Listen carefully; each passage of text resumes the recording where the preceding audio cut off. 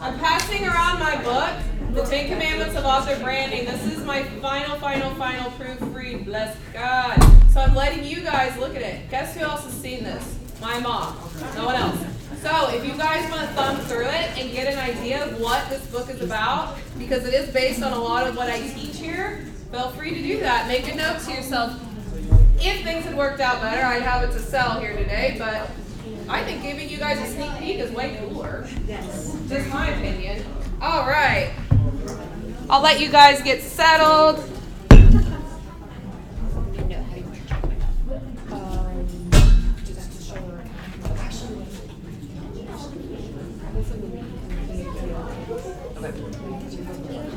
Okay, everybody, I hope you've got your snacks. Thank you so much for coming up and chatting with me. I really appreciated some of your questions. What we're going to do is we're going to keep moving forward. We're going to talk about social media.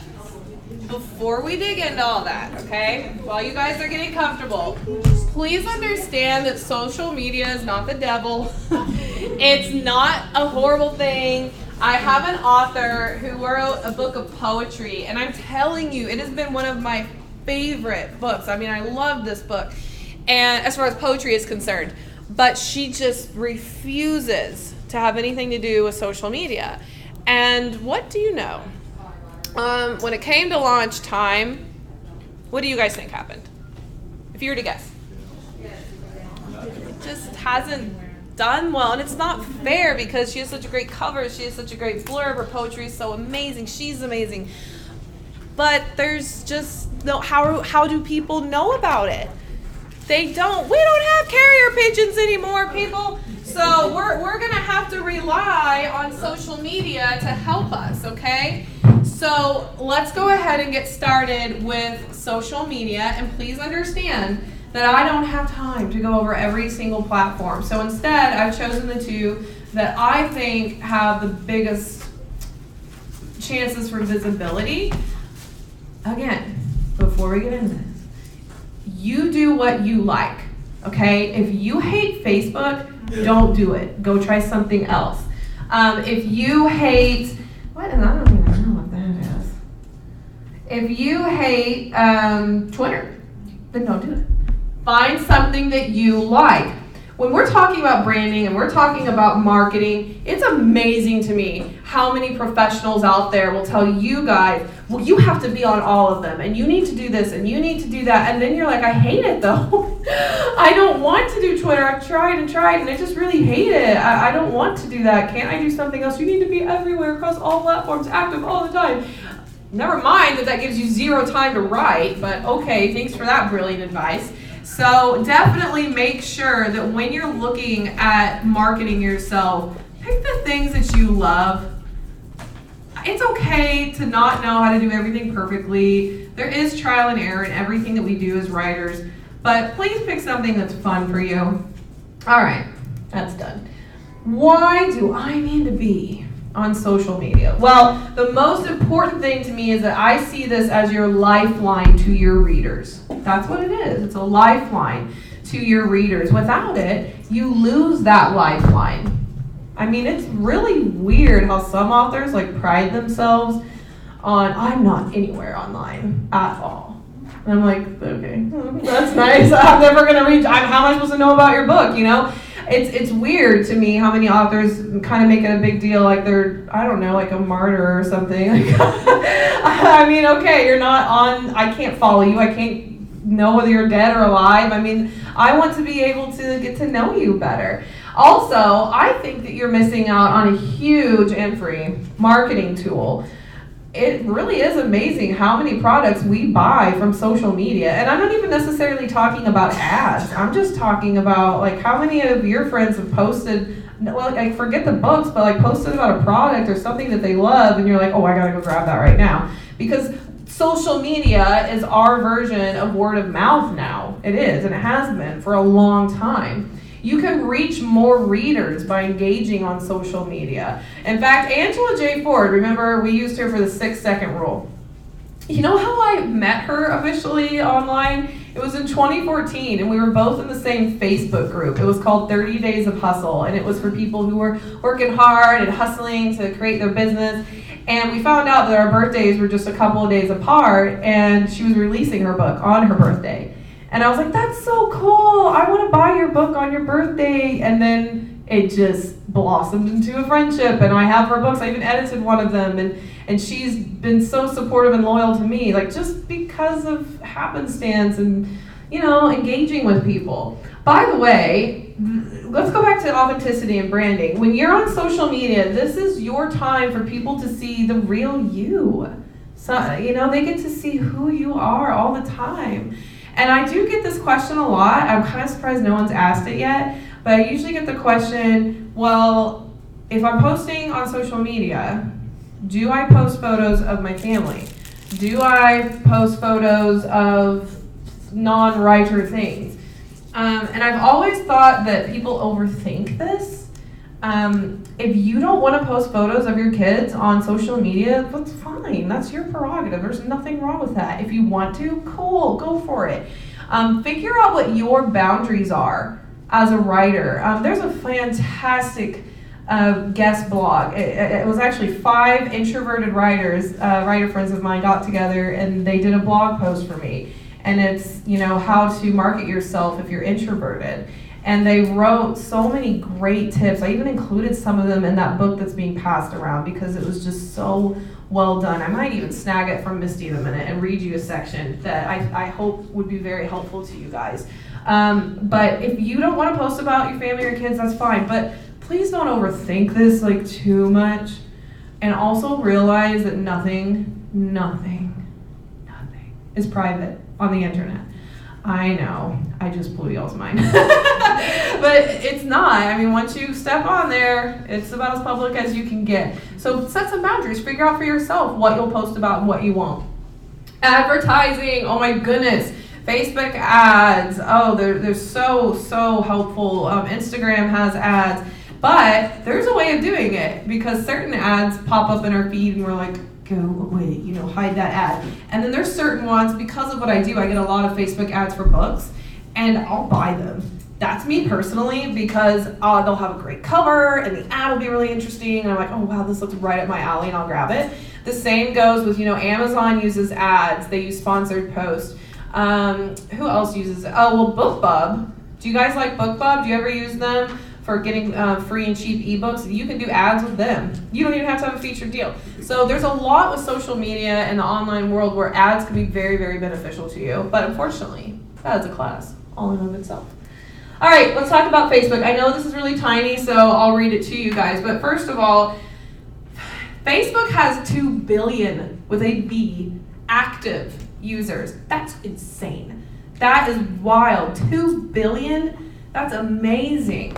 Not to mention that, you know, when you're on Facebook, and when I'm saying that, I'm talking about an actual Facebook author page, okay? Not the one where they friend request you. Everybody has that, but a page where they can like you. You know, when you look at that, you can really measure the demographics. It's kind of creepy, not gonna lie, but Facebook gives you a lot of information about the people who follow you on your Facebook author page under the analytics. Groups, there are tons of Facebook groups for anything and everything. And you know what's really interesting is that in the last few months, Facebook has been really pushing groups hard, even though they've existed for pretty much ever. For some reason, they're really pushing Facebook groups hard. And so I run a few Facebook groups, and I love it. I love having little author community groups where people from all over the world can help me with certain things, or I can help them with certain things. I love that about Facebook. You know, Facebook, people use it like a search engine. It's really weird. A lot of people, oh, have you read so-and-so's book, or did you see so? And a lot of times we'll just grab Facebook and type in the name real quick. Yeah, we do it with Google too, but it's weird how Facebook has definitely turned into a search engine. You can specifically target your market. You know, if you're talking about ads or whatever it is that you're doing, even with Facebook groups, if you wrote a young adult science fiction novel, did you know you can specifically tailor an ad about your book to those people? It's really crazy. But it works. It really does work. It's just that a lot of people are like, well, I've tried it and it doesn't work for me. I set up a Facebook author page, and I posted on it at least twice in a year, and no one has done anything. I have no engagement, and I think like, well, yeah, but if you guys will just hear me out, I will answer some questions about Facebook, but just to make it clear, you want to have a Facebook author page. One of the big reasons for having one, aside from, branding yourself and all that fun stuff, is when people, your book ambassadors, the loyal readers who fangirl over your book, when they want to post a photo of your book on Facebook, or if they want to tag you in a guest blog that you wrote for them, or an interview, or a podcast thing, they can't do it unless you have a Facebook author page. Well, no, they can tag my profile. That doesn't matter, because no one's going to be able to, do you really want to be friends with everybody who's ever found your name? I do not. So you definitely want to have a Facebook author page. Is there anybody here who has a Facebook author page? Raise your hand for me. Cool. Okay, so let's pause for a minute. Let's talk about Facebook author pages and the questions that I can answer for you. Especially, I would love to have somebody who hates the Facebook author page so that I can change your mind. Okay, Yes. so I have a question, because you said you don't want everybody that ever looks you up on Facebook to go, that's my gripe about the Facebook, and Instagram doesn't do this, but it merges too much with my personal profile. My Facebook author page does. Like, they send people that I'm friends with on they send it like suggestions and I pop up, or... Are you saying that if you're Facebook friends with Jane Doe, but she's not liked your Facebook author page, then she'll find, or wait, hold on. Are you saying that if Jane Doe liked your Facebook author page, but she's not friends with you, then you'll pop up and then she'll friend request you? Other way around. Crap, I had it right the first time. Okay, So they're my personal friends, and they're not following me, and I haven't sent them a request to follow my... Okay, and you don't want them to follow you? Well, I just like that Instagram kind of keeps you separate from your other profile, So what is it you would like for Jane Doe to do or not do? I would like to not pop up on her. But don't you want people to, don't you want those friends to like your author page? Not necessarily. Small town. She lives in a small town, so writing romance, it could be. Okay, so there's this feature called the block feature. And it wouldn't block her from your profile, just block her from the page if you wanted to. But again, realize that certain people, like if Jane Doe isn't a big reader, but she likes your page, then that pops up in her profile, and someone who is obsessed with your genre might see it. Throwing that out there. But I think that is kind of a caveat. Like I said, nothing's private. People don't find you. So it is something to think about. I just think Instagram does a much better job separating. And we are going to talk about Instagram, absolutely. So I don't post my Facebook one that much, because it always ends up going back to my personal friends. And you want to keep that separated. Yeah, I gotcha. That's a good point. Very valid point. Okay, some other questions way back there. Just fight to the death. No, I'm kidding. Okay. I know on some websites you can, when you enter a post or something you want to make a comment on that Facebook page, it has to be approved before it'll actually post. In a group? Yeah. Okay. In a group. Is that something on an author page? Would that offend people? Because some people will just Post on the Facebook author page? You can go into your settings and change that. But will I offend people if I say, it has to be approved? Oh, who cares? Who cares if you offend them? It doesn't matter. It's something that, and you can even change it to where nobody can post on the author page at all, or you can change it to where if they post, then it's approved. But here's the thing, nobody really does that. If anything, they might message your author page, but it's very rare that people will write a post on a Facebook author page. Okay. Next, Ryan, and then you. I have a Facebook author page, and I totally understand the benefits, and I'm terrible about keeping it up. Mm-hmm. But I also know it feels like Facebook continually, they're monetizing all of them. Oh, yeah. And so it feels, I don't get as very much interaction because I'm not willing to put Right. $20 into every post. You shouldn't have to. And that's my. It is frustrating. The Facebook thing, and I think if I was better, I would get more engagement naturally. Okay, so I'm going to answer that, and then I want your question. Okay, on that. So Facebook, greedy Zuckerberg, basically they created something that everybody feels like they need, okay? And now they know I can do whatever I want with this. So yeah, they are gonna be monetizing out of it. They do a really good job. So how does that work for people like us who are like, I don't wanna pay $20 to boost my post so people can see it? I rarely do that, and I have very high engagement. Why? Because we go all the way back to the foundation. I really try hard to produce value, whether that's entertaining, encouraging, educational. I have a lot of fun with my Facebook author page. Sometimes I write little micro blog posts, or sometimes I post photos, or sometimes I do Facebook Live. I try to vary my content. So people love that. And my engagement is high, so I don't have to pay a bunch of money. But how do you do that? How do you get to that point? Consistency. I know. If that book comes your way, you will find that one of the commandments is consistency. And that's really, really hard for a lot of us.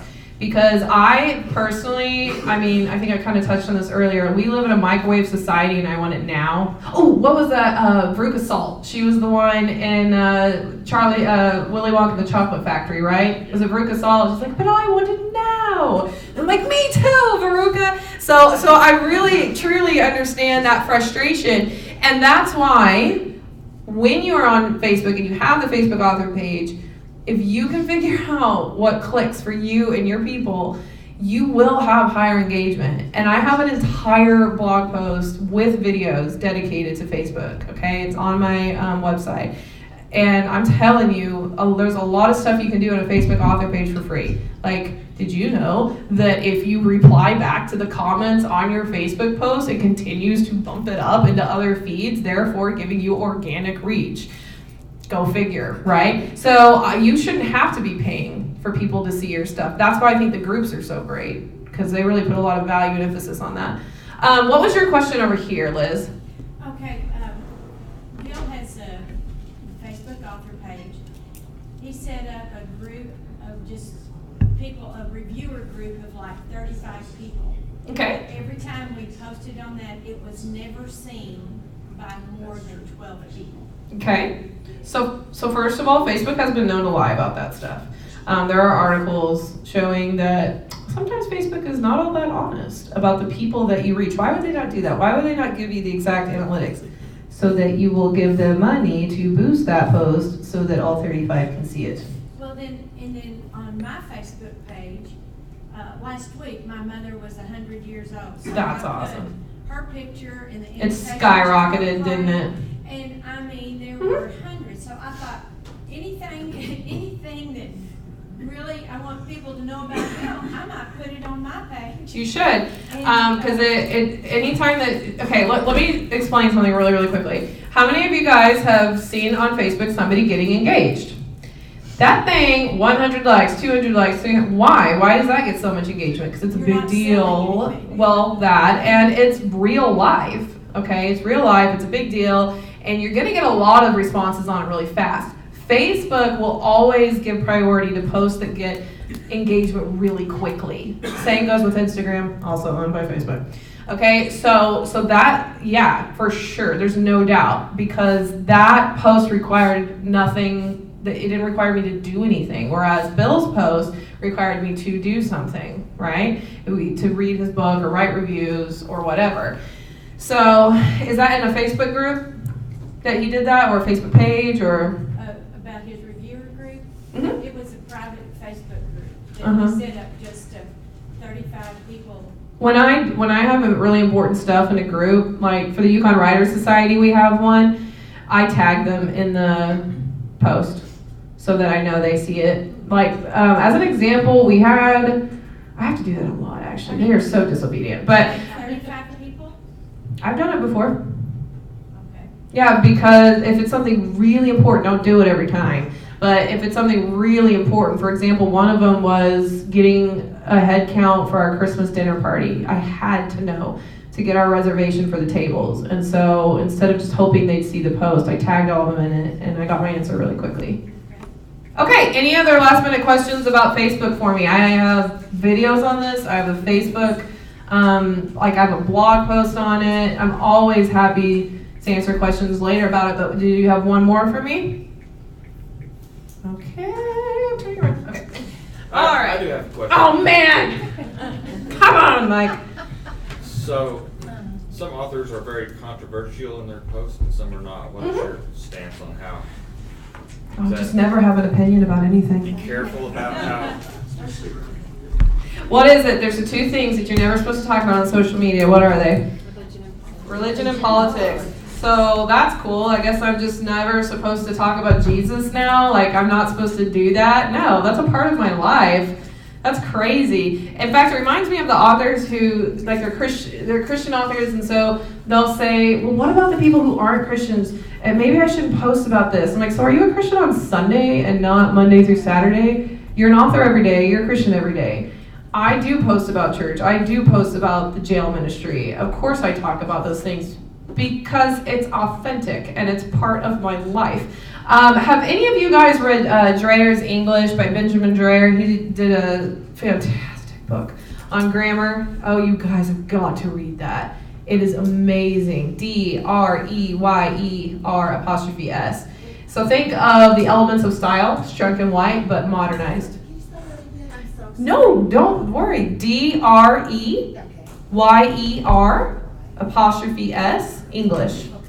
Oh my word, amazing. So here's this guy, right? And he writes this book that, I mean, everybody is crazy about this book. If you're a writer, if you're in English, anything, you want this book, go to his Twitter. He is very politically active. But that's going to hurt his book sales, and his opinions are different than mine. Oh my goodness, that's crazy. But what's really crazy is to not talk about things that are important to you. One of my authors, her name is Author Friends, actually, I haven't specifically worked with her, but she's spoken at Yukon Writers Society 3 times, so she's an honorary member, but her name is Mariana Llanos. And she says, you know, I'm a children's author, but I do talk about politics because it's important to me. But won't her post offend somebody? Okay, you don't die when you get offended. Like, you don't die. Nothing happens. You're just offended and that's it. Nothing happens. And because politics are so important to her, especially as a Latina, she wrote a children's book called Luca's Bridge, and it's about the family being deported.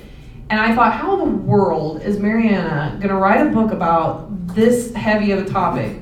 She killed it. It was so flawless. It was beautiful.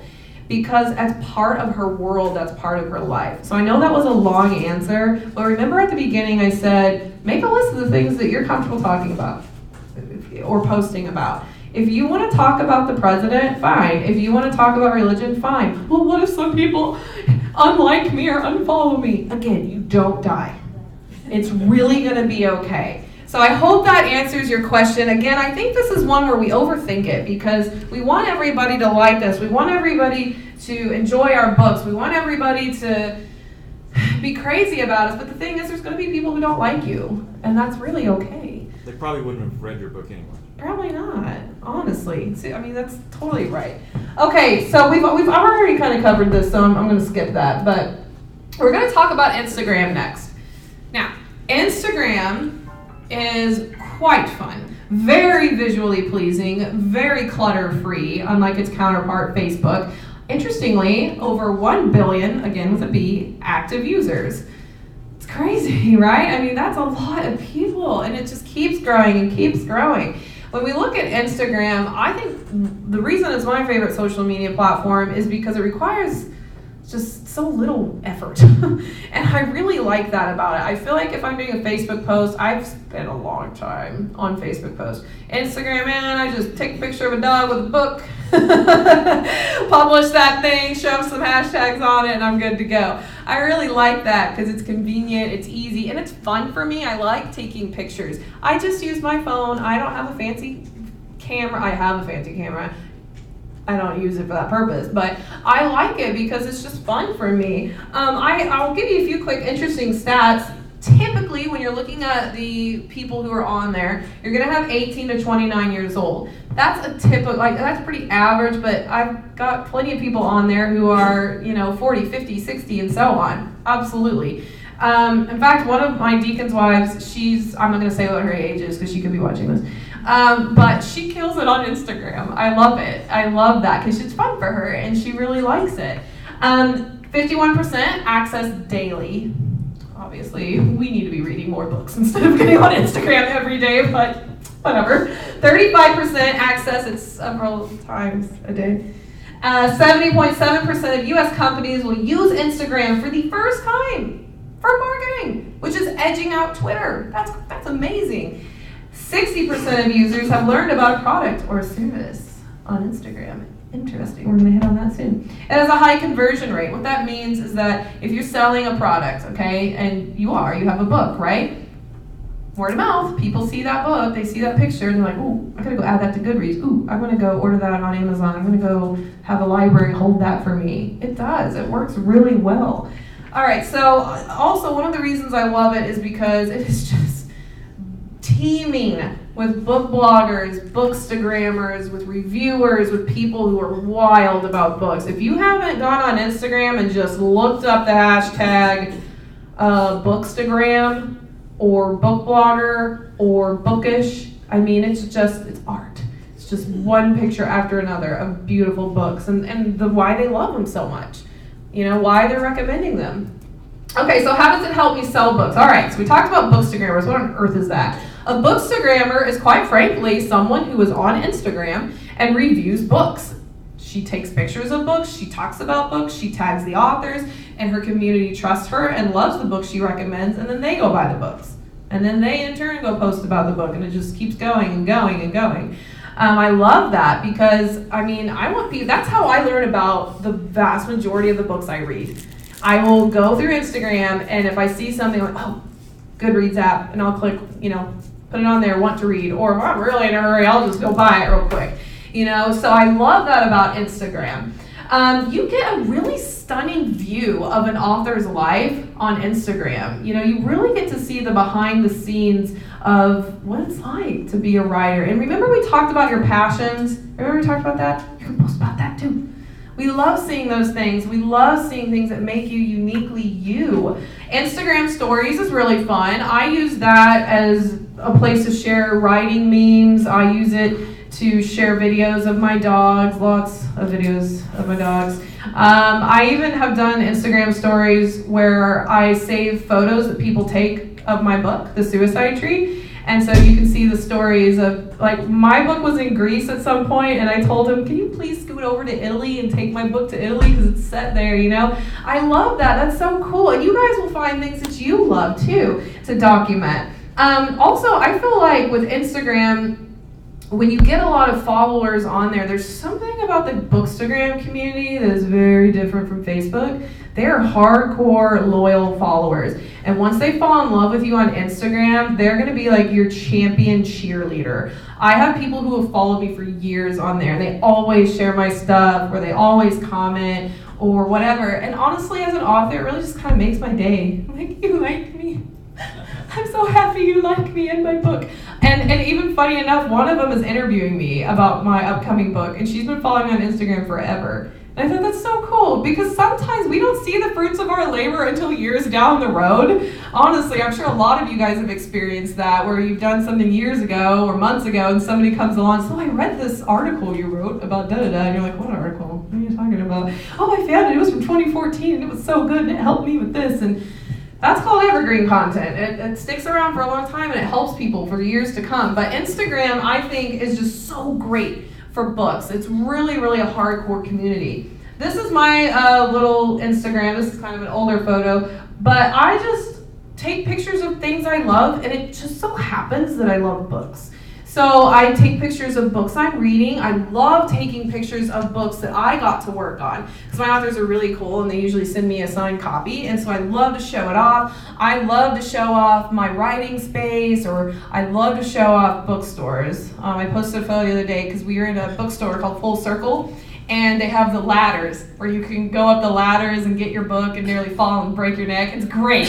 I love it. And so I love to post about that. When I was in Texas like a few months back, I went to the Dealey Plaza and I said I love JFK and I love learning about all that. So I posted a photo there because that's my passion. I love to talk about stuff like that. What do you guys love to talk about that you could snap a picture of? What do you guys do in your life? Every now and then, I get somebody at these, and they'll raise their hand.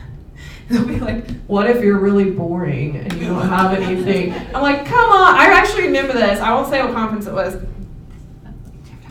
But he said that. He goes, but I'm really boring. I said, you're not boring. Tell me what your hobbies and interests are. And I'm trying to he's like, nothing. I'm like, oh.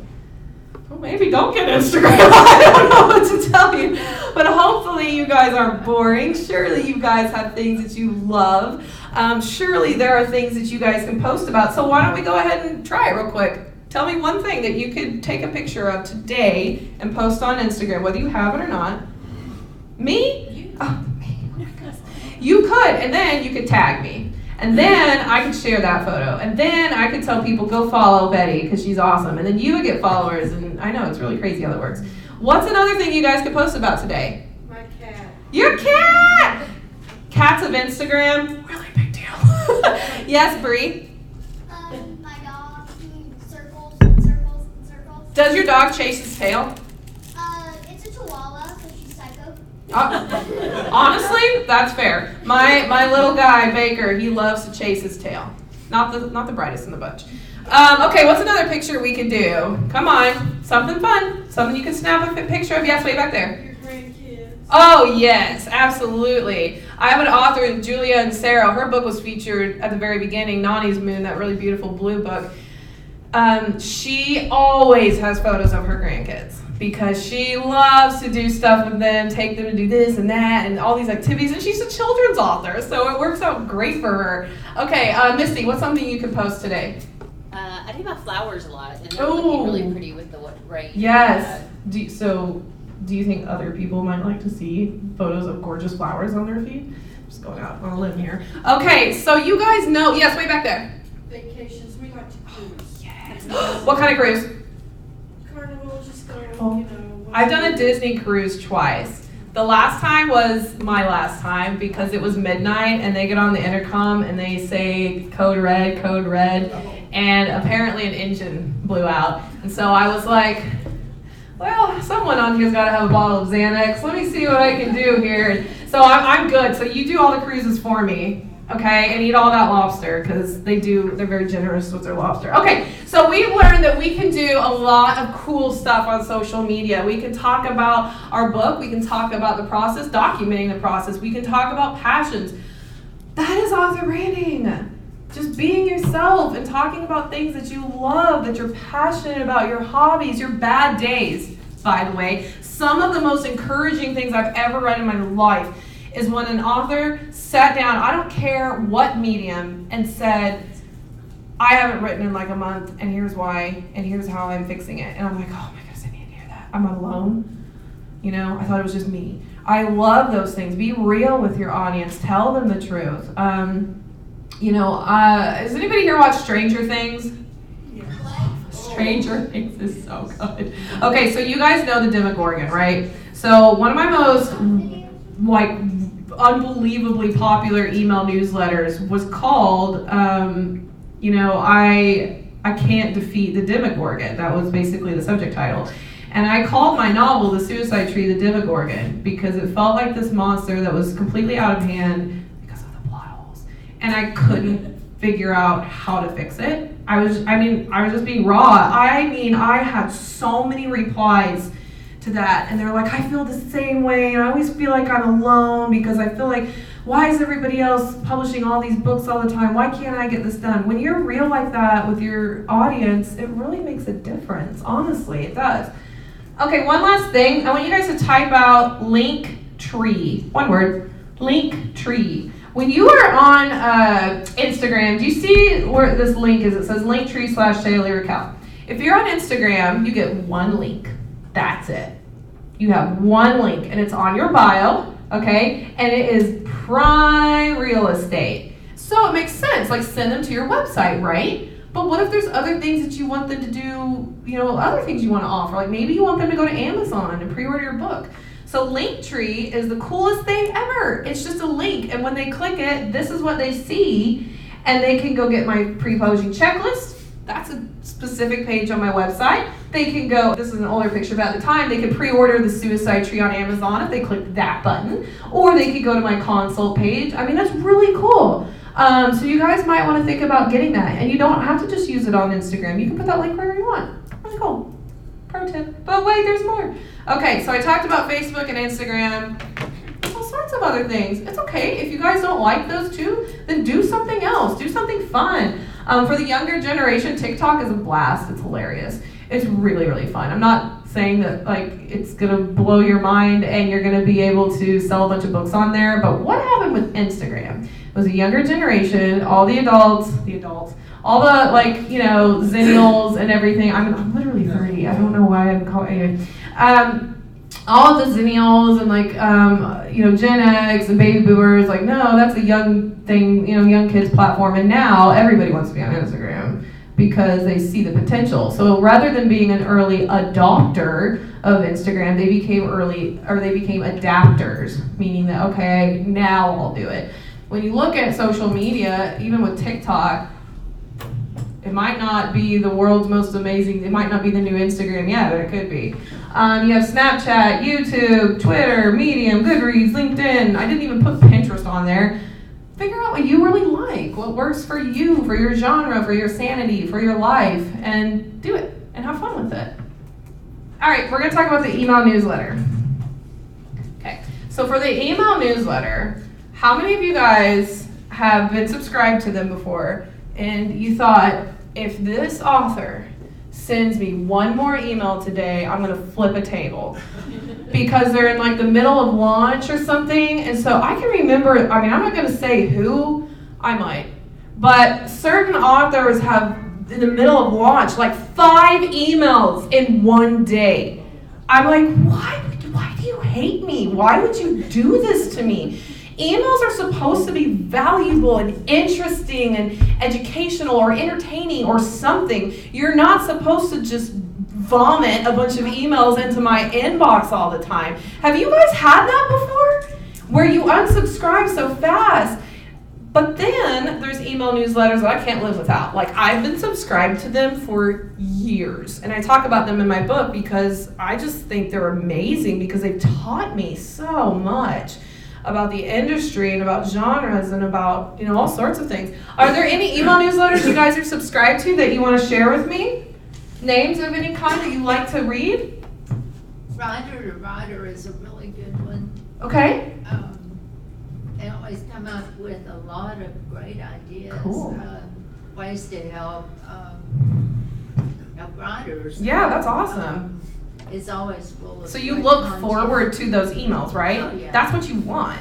Yeah. That's what you want. I look forward to, when Jerry Jenkins has an email, I'm excited because I really love what he talks about because he suffers from imposter syndrome and he always feels like, who was it Maya Angelou? I think it was her who said, I'm going to paraphrase, but she basically said, one of these days someone's going to find out, they're going to realize, she's not a writer. Even though she published several books at that point and poetry, and she's like, they're going to know. They're going to find me out. And we all have that. So email newsletters are a really good way to kind of, be raw and real with everybody. Okay, so realize that when you do an email newsletter, you want people on your turf. Like Ryan said, I don't want to go pay $20 to boost the post on Facebook. I want to be on there, but maybe I want to have everybody on my turf. That would be an email newsletter, okay? Also, I think that email newsletters should, your subscribers should be treated as a VIP. They should be getting stuff that they can't go get everywhere else. Originally, when you looked at email newsletters, especially with WordPress, the way it went was you posted a blog, and when that was published, that's what they got in their newsletter, and that was it. And it became this thing of delete. Because why would I give you my coveted email address if you're just going to give me a blog post? Give me more value than that. So the newsletter has come a long way. People have learned a lot about things to do, what not to do, and yes, I have a post on this as well. So let me tell you a couple of things about it. It's about getting real with your audience. I love to do a little advice column in my newsletter. So I am basically taking the time to say, like, here's what I've learned recently about writing or publishing or marketing. Or here's what I want to teach you guys today. I want to like cheer you on. I want to encourage them. For you, you might be helping your people learn a whole lot about a certain place because you have visited there. And for this email newsletter, you want to show them pictures and give them an idea of what Rome, Italy is like because your book is set there, okay? Or maybe it's in Turkey, or maybe it's in Florida, or maybe Chicago. Maybe what you're trying to do with an email newsletter is to give people, you know, VIP access, something that they can't get everywhere else, which I really like that about email newsletters. And always keep it casual. It's okay to use slang. It's okay to use contractions. It's okay to talk like yourself. Go back to the foundation, be authentic, okay? I should be able to know that, like, after a while, oh, okay, yeah, this sounds like Liz. Yeah, okay, yeah, this is her stuff. So she has that voice. There's something about her that I recognize when I'm reading an email newsletter from her. So what are you supposed to talk about? Well, what do you like? You can talk about your book, absolutely. But what do you love to share about? What do you love to talk about? What are some things that have inspired you? How did you get into writing? If you are not sure what to do for your first email newsletter, talk about what inspired you to get into writing, what inspired you to write the book you're working on. What do people ask you about all the time? People love to ask me questions about self-pub, so I talk about that a lot. Do you have any special insight or expertise on anything at all? One that was really cool recently, I did an interview with a former Houston police detective. He was on the force for like 30 years. And I interviewed him, and it was only available on my email newsletter. They're the only ones who got to read it first. And I asked them a lot of questions about what do people get wrong in their novels about murder, you know? And it was a really cool interview, and I got a lot of, you know, positive replies. What about your book? Anything they might want to know about its conception? Talk about those things. I have an entire list. You don't want to write this down. But I have an entire list of ideas, and you guys can get that with the PDF. I mean, I'm telling you, there's a lot more than you realize for you guys to talk about in an email newsletter, but I want you guys to always remember is to have value in the back of your mind. Also, if you're doing an email newsletter, I'm getting ahead of myself. Hold on. Ta-da! You want to have a freebie. Okay, so for me, it's the pre-publishing checklist. I give that away for free, but you have to give me your email address so that you can be on my newsletter. But you can unsubscribe at any time. Why do I give them a freebie? It's an incentive, and it's nice. And you can, for some people, you can do the first chapter of your book, or I have some authors who they do like a series, so they'll actually give away like the first book itself, which you don't have to do that. But that's what some of my authors have done in the past. Or, you know, you can do printables, you can do, I've seen authors do like these little encouraging, inspiring, really beautifully designed posters that you could print from your printer and like hang them up on your vision board. I've seen them do that. Mark Dawson, who makes millions of dollars as a self-published author, he did a video series. That was a freebie that you got. So you might want to think about that. If somebody's going to get onto your email newsletter, what is something you could give them as a thank you? What would you want to give them? Obviously, the first chapter of a book is always a good go-to. Have you guys received any cool freebies in the past that you really liked? An entire book. You got an entire book? Yeah. That's a really good incentive to give somebody an email. Yeah, so you guys can do something like that. It would be really beneficial. And do your research. Go subscribe to a bunch of author newsletters and take some notes and figure out, oh, I love how they did that. I hate how they did that. Kind of like that, but I might tweak it. Go do some market research and figure out what would work really well for you.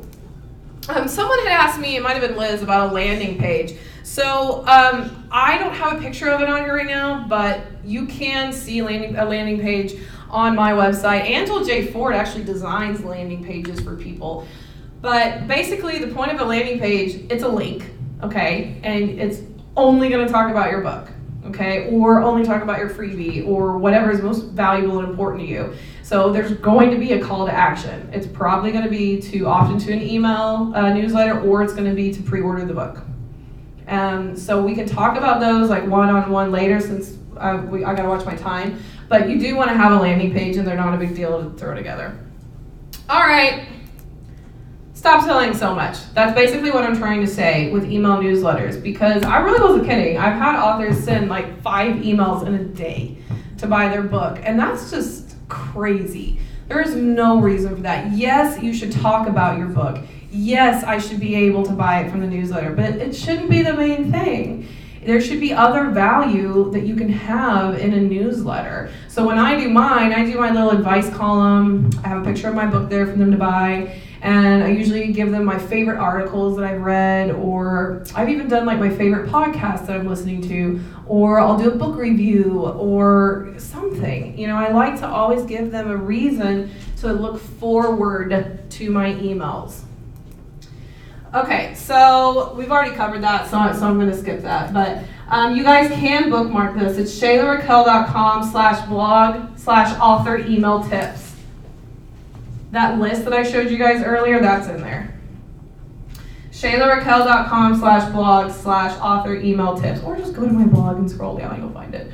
But there's a lot in there to get the juices flowing. Do you guys have any quick questions for me about email newsletters? A lot of people want to know who to use. I use MailChimp. Yes? How often?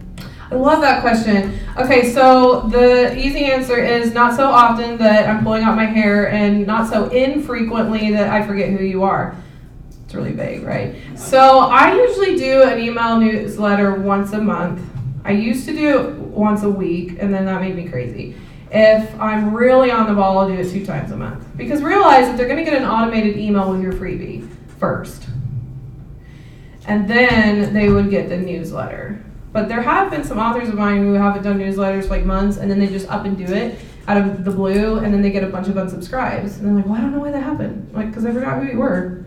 Sorry. They're like, who is this? I didn't subscribe. So you might want to shoot for once a month getting started. Another question? No? Is that the link where we can get you said we could get the slides from? Not yet. We're almost there. Hang Hang tight. You can tell I want them. Like, come on. All right, this is my last part. So, community. This is where we're going to be talking about book ambassadors, book bloggers, and your local community. Again, a book ambassador is a loyal reader who fangirls over your book and tells the world about it. That's what we want as authors. We don't want to always check out my book, buy my book, review my book. I mean, no, but I really don't think anybody in here wants to do that, right? We want other people to talk us up. We want other people to, write reviews and interview us and do all these really cool things and get other people excited about this awesome book that you've spent forever and a day on. That's what we want. We don't want to have to be desperate, right? What is the thing about desperation? It's a lot like BO. Everybody can smell it but you, okay? So don't be desperate. We don't want that. All right, so book ambassadors. We've already defined that, but that's what you want to be doing for the rest of your life, okay? As an author, and you want to be doing this forever, right? Like, I'm in this for the long run, okay? I'm here forever. I want to do this forever. If I'm going to do that, then I need people behind me to support me and cheer me on and read my stuff and review it and all of those things. And that takes a lot of time. It doesn't happen overnight. But when you work with it, when you're trying to get book ambassadors, okay, when trying to get people that they read your book, fall in love with it, they'll read anything else, they get other people to fall in love with it, and it just keeps going and going. Remember to produce a high quality book. Talk about that.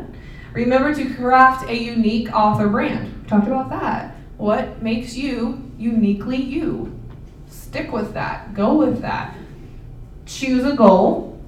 Depending on what's going on in your life at that time, your goal will change. So like right now, my goal as an author is to secure endorsements for the 10 Commandments of Author Branding. Next month, it'll be a different goal. It'll be, sell the book. That'll be good. So your goal changes over time, but make sure you have a concrete goal as you go along. always have a place for your book ambassadors to thrive. What I mean by that is what we've been talking about the whole time. Maybe your book ambassadors love to watch you on Instagram the most. Maybe that's like where the majority of your book ambassadors are. Maybe it's YouTube. Maybe it's the podcast. Maybe it's Facebook. Maybe it's Medium. Like, it could be anything. But your book ambassadors have to know about you somewhere, right? So make sure that you always have that as an opportunity for them. Invite your friends and like, you know, something that's kind of odd to me, and I do think there are reasons for it, but tell your friends that you're a writer, that you have a book coming out. Tell people about that.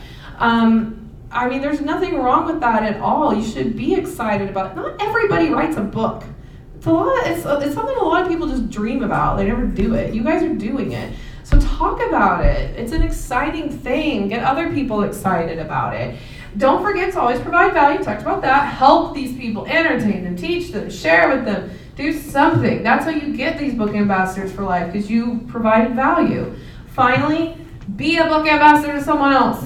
Okay? That's just good karma. So that can be, I actually did a post once where I said, like, there's 30 things you can do in January to help an author. And it was everything from, like, recommending their book to your Goodreads friends to writing them a note that said, I loved your book. You know, anything like that is good. We should be doing that. We should be supporting each other. Don't you guys want that? I mean, I want that. I want people to support my way of life as an author. So I should be doing that for them too. That's why you guys will see so many books posted all over the place with me. Because, I mean, obviously I'm in love with books, but I'm in love with authors too. I want to support them. I want to root for them. I want to cheer for them. So you guys should always have that in the back of your head too. Okay, so book bloggers. Yes, there's an entire blog post about this as well. A book blogger is somebody who reads your book and reviews it. Now, reviewing it can be done in many different ways. Every book blogger is different. They can post that review on Amazon, Goodreads, on their actual blog, Instagram, Facebook, Twitter, whatever. They can do, every book blogger is different. What that means is that you have a book that needs reviews, right? We all need reviews. That's how we convince people to click that buy button. So how do you get them? Well, you start engaging with people who are known for writing up reviews in your genre. How do I find them? You can write down 3 things for me. The first one is booksirens.com. Not only is this the best book blogger directory out there, I'm willing to say that it's the best website I've ever seen in my life. Like, the way that they have worked on that thing, it is just amazing. This website is fantastic. So, where's Rick? You write historical fiction. Yes. Okay, so you would go to booksirens.com and you go to the book blogger directory and you type in historical fiction. Go.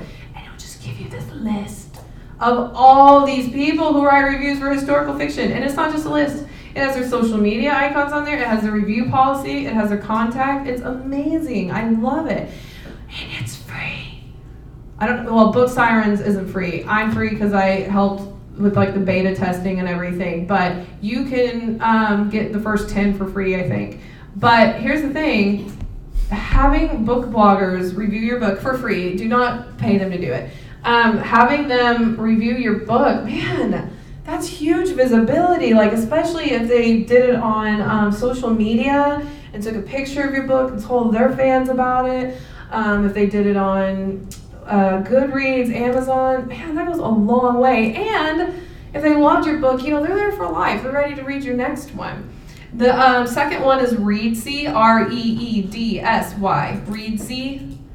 They have a book blogger directory, so you can just type in Google Reedsy book bloggers, and it's really cool. It's not as big as Book Sirens, but it's really great. And then the third website where you can find book bloggers is called Instagram.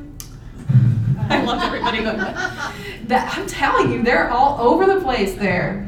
I'm serious. When I am pitching for book bloggers, I'll do, what have I done recently? This Dr. Magdalena Battles did a book called Let Them Play, and it has over 100 activities in there for kids. Awesome. So I went to Instagram and I typed in hashtag mommy blogger, hashtag mom life, hashtag mommy days. and found a bunch of mommy bloggers who do parenting stuff, and I'm like, this is perfect. They can interview her, they can write a review about her book, they can take a picture for Instagram. I love that type of stuff. So that's what you guys need to do.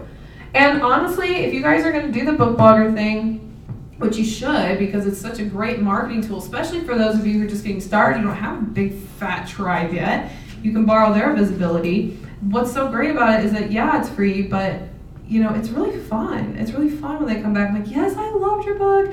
One of them, my author Trish Heald, she did a book called Sassafras, and this reader loved it so much that she put it on her YouTube channel and did a segment about it. And I'm just like, that's so cool that we have the capability to do this. It's just asking. That's it. It's just asking. So, I must be going back and forth here. Okay, so when you pitch to them, because that's really what you're doing, you're emailing these book bloggers and you're saying like, hey, I've been following you on Instagram for the last month. Thanks so much for following me back. Or I'm obsessed with your cat Meadow. He is adorable. Oh my goodness, I love him. My book is coming out in a couple of months. It would mean the world to me if you would consider reading and reviewing it. Is that something that you would be willing to do? Just keeping it lighthearted and casual. But a lot of them, they're so used to this. They have review policies on their website. You can read those. It sounds a lot like I'm talking about literary agent, doesn't it? But they are. They kind of have a system. When you guys get the PDF and you get to this part, I actually took screenshots of how I do it when I pitch for my authors. So you guys can study those, but they're in the blog post as well. And it's too small to read here anyway, but I pitch to them. And I say, we've been following each other. We chatted via a direct message. I really appreciate you took the time to talk to me. That's a good thing. There's a connection there. It's not so much a cold call, right? Okay. So I already talked about where they are. We talked about Book Sirens, Readsy, and Instagram. But I wanted to sneak in that photo of my nephew. He got a T-Rex costume, and he's been begging me, can I please come over to your house and walk around your neighborhood in it? And I'm like, yeah. And while you're at it, here's my book. Let me take a picture of you with it. And it was just so hilarious because, honestly, that is my life. My nephew walking around in a T-Rex costume, not the first time he's done that. Not the first time. And it was so funny because I took videos of it when he was putting it on and put it on Instagram stories, and that was funny. Because did you know they have to inflate or whatever? I didn't know that. So this kid, he's just standing there in this deflated T-Rex thing, and you just watch it go. Oh no. And I'm like, are you done yet? He's like, it takes time. And it was just so cute. That's my life, I'm telling you. Okay, so this is how you can learn more about book bloggers. ShaylaRaquel.com/blog/book bloggers how to. Book bloggers how to. Just go to my blog and scroll. I give you guys examples of how to do it. I have links to those places. I really try to give you guys as many ideas as possible when it comes to branding and marketing and all of that. But honestly, book bloggers, man, that is a way to go. And you can also pitch to them for endorsements. Like if you guys are doing nonfiction, ask them to endorse your book instead. Maybe that would be bigger than a review for some of you. So as an example, is there anybody here who reads The Emotion Thesaurus by Angela Ackerman and Becca? Okay, every writer should have that book. Every writer. She's endorsing my book for me. How did I get her to do that? Because I was a book ambassador for her for years. And I'm crazy about her book. I'm crazy about her. I think she's awesome. So when it came time for me to ask for an endorsement, it wasn't this weird cold call like, hello, I know you've never heard of me, but please write an endorsement that she would have just deleted. Instead, oh yeah, absolutely. Oh yeah, when do you need it by? Because I built a relationship with her. Remember the original marketing recipe? Relationship building is on there. It's The Emotion Thesaurus by Angela Ackerman. Thank you. So good. She has a whole line. Oh, a whole line. She has the negative trait thesaurus. She has the urban setting thesaurus. Oh, it's just awesome. Okay, so I think you guys are going to be pretty familiar with this. Your local community is very important. And, unfortunately, I didn't get too involved with mine until 2017. I started my company in 2013 after starting the publishing industry in 2010. And I wanted a writer's group. I had wanted to be in a writer's group since I was 16, but I just didn't know of any. Well, the Yukon Writers Society kind of fell in my lap. That's a story for another time. But I'm telling you, the reason the Suicide Tree exists is because of that group. If it weren't for them cheering me on, if it weren't for the write-ins that we would have at a coffee shop, if it weren't for the lessons, if it weren't for the friends I had, I mean, I'm telling you, there's no way that book would exist. I know it. I know it. Your local community, yeah, it is a huge help when it comes to branding and marketing and being there when you have your first book signing and clicking that pre-order button. Yeah, that is really important, but at the end of the day, we're writers and we need some encouragement sometimes. And I'm going to take a guess here, but I would say you guys are really good about that with each other. There's something about writer groups, like when you click, you really click. And yes, I want you guys to understand from all this that you can do this for the rest of your life. You can make money from selling your books. You can do all those things. All that's important. But please don't forget how important it is to be involved in your writing community. Always take advantage of that because it's going to help you a lot more than I think you realize. One day, maybe you don't celebrate the 1-star book review. Maybe instead it made you really upset. And so you call up one of your writer group's friends and talk about it, and she makes you feel better and says, let's go get some coffee, and then TP their house. No, I'm just kidding. Oh, there is a whole thing about that, where an author went and found the bad book reviewer. Yeah, that is a thriller novel in and of itself. Don't do that, okay? But I swear it's real. Don't do that. But please embrace your local community. You guys are already doing such a fantastic job of that, and I really commend you for it. But that does play a huge part in your life as an author. All right. You guys ready to finish up? Yes. Good. Bree's like, get me out of here. I want lunch. There are other things for you guys to consider that we don't even have time to go over. Learning Amazon makes a huge difference in your marketing. That's a class in and of itself. Facebook ads, that's a class. BookBub ads, that's a class.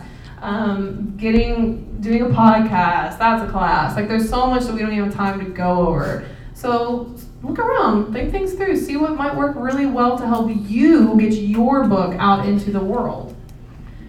Bottom line, how will anyone know your book exists if you're a ghost online? They really won't. It's a sad fact, but we really put a lot of emphasis on the internet. And if you don't have something going on there, no one's going to get to find out about your book.